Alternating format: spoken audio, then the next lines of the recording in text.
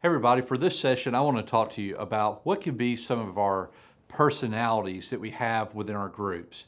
Who are some of the people that are attending? And then what do we do in some of those awkward situations that people just kind of share a little bit too much, or maybe they're just kind of sharing some information that can just kind of put everybody else in a little bit of unease.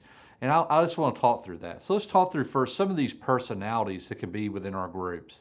Well, first we have dominators, and dominators they like to answer every question. They're very knowledgeable people. They're able to keep talking for a very long time, and you probably know somebody that's in your group that may act like a dominator, or maybe you're the dominator. I don't know, but anyways, what do we do in those situations?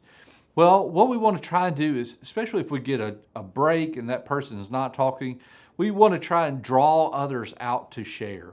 And maybe that's some of the things of where you're even being very intentional about, hey, everybody's going to get a chance to share in this moment. And so you're going to ask, that everybody's going to do that. That way that person can't dominate the conversation, and compliment them on sharing. I mean, we never want to just ask people to be quiet or anything like that. No, we want to make sure that they understand, and everybody in the group understands, that we want people to engage. We want people to talk.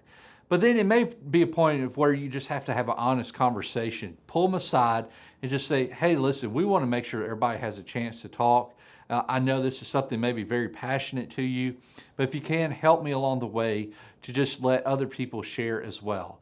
That's not going to tear them down. It's encouraging them. It's building them up. But it lets them know as well that we want this to be a total group participation. They probably don't like silence. They don't like people sitting around not knowing or anything like that, or maybe they just want to share everything that they know. Whatever it is, we want to make sure that everybody in the group has a chance to participate and engage. The next person I want us to think about are the hiders. These are the people that they're just never going to bother the group. In fact, they enjoy hearing what others have to say. They really enjoy hearing what you have to say. As long as somebody else is talking and they are not talking, they are totally fine with that. Well, in that group situation, you might kind of say, well, what do I do? Well, I think this is where building relationships comes in to be something so valuable for the group experience. Maybe it may be somebody you're just coming along to, you just kind of try to understand, why are they being silent? You see, some people are silent because maybe they've gotten burned before for being transparent. Maybe they feel like they're a spiritual babe in Christ and that they don't know what other people are talking about. And so that's a chance for you to just kind of come along and build that relationship with them. Help them to see we all don't have the right answers. We're all not saying everything perfectly right. And so that's going to help them. It may take some time for hiders to come out, but that's so valuable for them. And plus they're valuing what they are saying as well. So that's something very important to understand. It may be something as well where you get to go smaller. What do I mean by that? It may be if you're in a co-ed group that you divide down even in between the men and the women, and you may see the hiders start to speak a little bit more. Or maybe you go even further. You say, hey guys, we're in a group of 8. I want y'all to break down into groups of 2 or 3, whatever that is, that you're able to give them a chance for them to engage into a smaller group. And you'll start to see that's the place where they start to speak even more. So hiders are there. We know that they're there within our groups. And so we have to be kind of creative in helping them to feel like they can engage just as much as everybody else. The other personality that can be in our group sometimes is the problem solver. And here's the thing about problem solvers. They don't like to see people in pain. Okay, whenever they are looking around in a group, they don't like to see people that are not able to overcome their problems in their life. And so what they'll often do is they'll offer these pat answers, these pat solutions, and they'll say, that's just what you need to do. And they just leave it at that. And the reality is that what somebody that's a problem solver needs to hear is that not all problems are fixed immediately. Yes, we look at our lives and we think sometimes that these are just things that can just be fixed just like that. But the reality is that they're not. And so maybe somebody you just need to have, once again, an honest conversation with.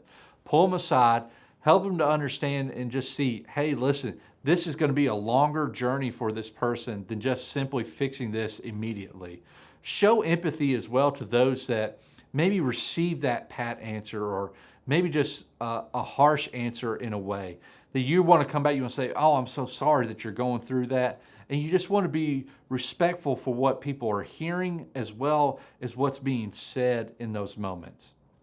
Now, what can be some ways in which we deal with some people that maybe are awkward, or maybe that they are just maybe sharing maybe some awkward things in front of the group? You can just kind of tell sometimes whenever somebody is sharing something, the tone in the group may just kind of get a little cold, or maybe they're just not ready to hear some of those things. What do we do as a group leader, or how do we need to respond?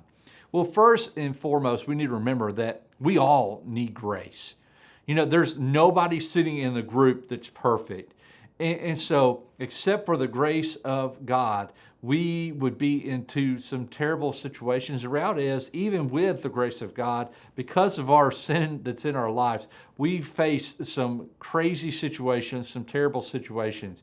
And so we all need God's grace working in our life. And maybe that person's just coming along and they just need to hear that God's grace is available for them in that situation. So remember that. We all need God's grace. Second, we need to value transparency.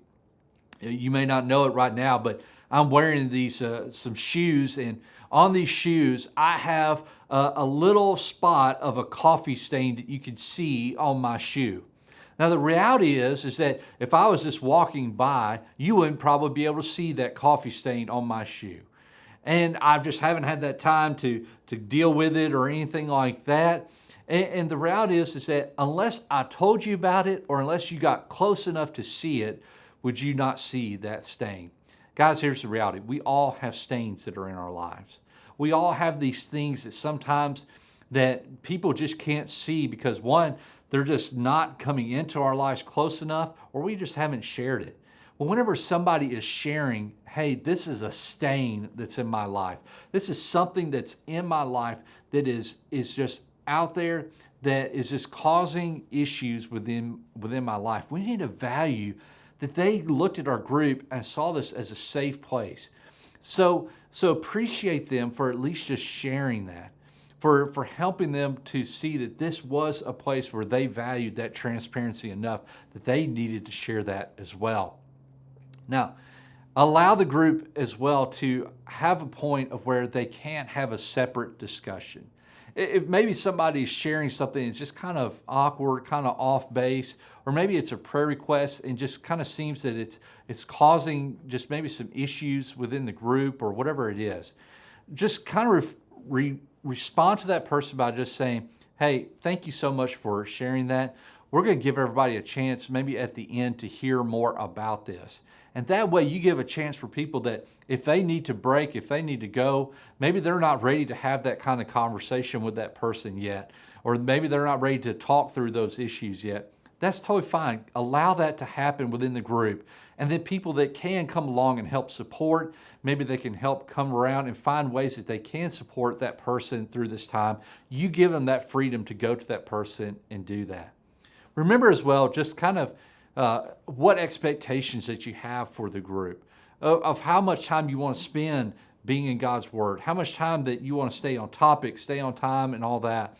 And so if some awkward situations come up within the group, or maybe some awkward people are just kind of sharing some things, just help them having that honest conversation. Just say, hey, look, this is what we really want to try and share about. How can I help you about this individually? And I think there's so important for us to remember just this final statement, in that we've heard this statement before from others.